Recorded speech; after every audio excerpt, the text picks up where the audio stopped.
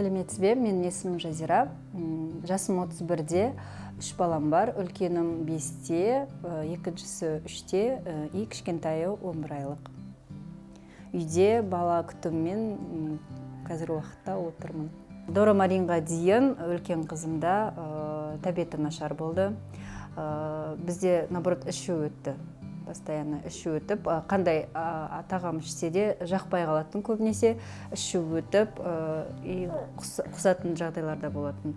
И слабость, постоянно тершең болатын, басы терлеп жүретін.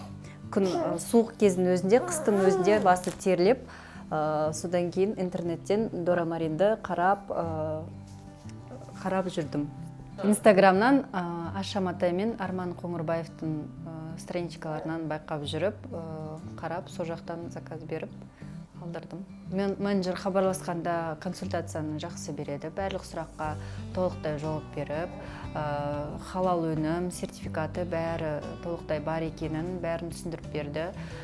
Заказ бергеннен кейін тез жеткізіп берді үйге.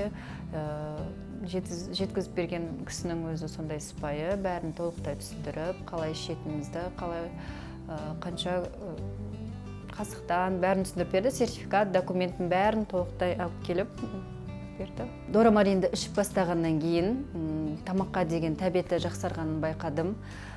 Іш өтуі, тамақтан кейін тамақ жақпай қалған кезде құсуы тоқтағанын байқадым. Одан кейін тершеңдігі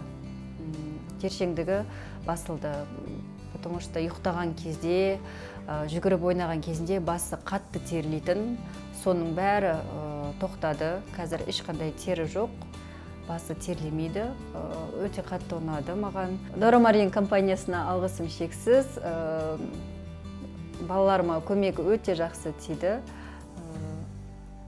Бағасына тұрарлық өте жақсы өнім.